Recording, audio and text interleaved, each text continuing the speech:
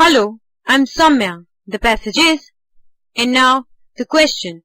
In exploring the characteristics of the prejudiced mind, the author does all the following except. Now, for the solution, let us check out the options. Option number 1 is introspect. Now here, the author has been trying to explain the observation that he had on the aspect of introspection, and therefore we can say that he had the prejudiced mind as a characteristic of introspect, and therefore we can say that here option number 1 is incorrect. Option number 2 referred to the study. Here option number 2 is the one which does not have any relevance or the reference which would show us that there had been any study or an experiment to show that there had been any study, and therefore option number 2 is the correct answer. Option number 3, making comparisons, as there has been comparisons in the last paragraph of this particular passage where the prejudiced mind has been making comparison, that is, compare them carefully. Option number 3 is present in the passage and therefore can be considered as an incorrect option. Option number 4, illustrate through an example. Option number 4 has been explained by the example of Darwinian records, and therefore we can say that option number 4 is present in the passage and it is therefore incorrect option.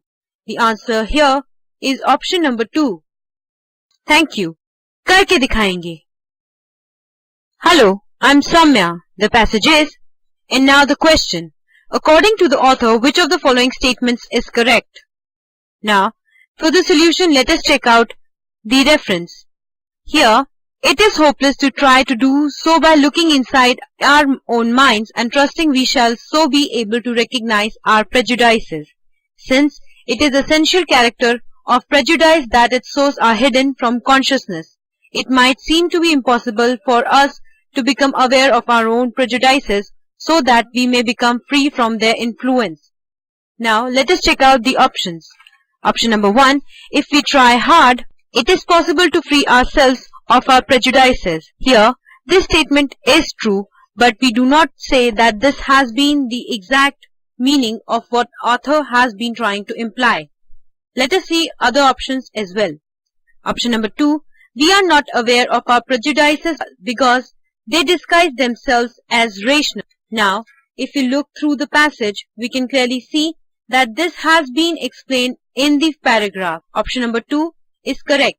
Option number 3, a prejudiced man has wishes corresponding to his opinions. Option number 3 does not make any relevance in this scenario. Option number 4, our prejudices make us overlook the errors in the argument with which we disagree. Option number 4 cannot be considered as the correct answer as this is not what the author was trying to imply, and therefore we can say that the correct answer in this particular context is option number 2. Thank you. करके दिखाएंगे.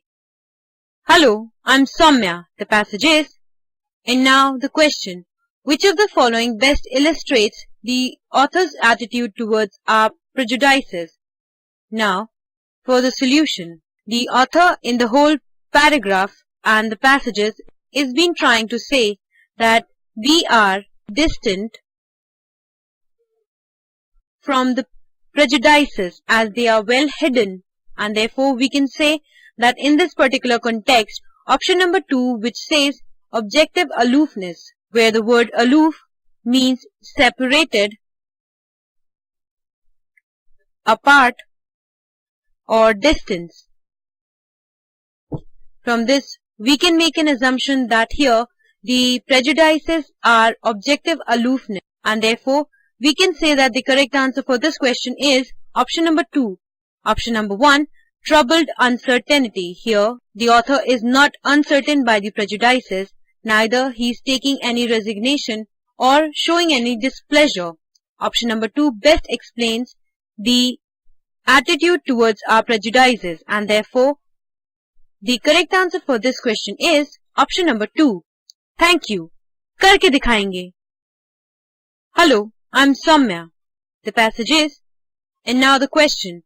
The primary purpose of the passage is to, and now for the solution, let us check out the options.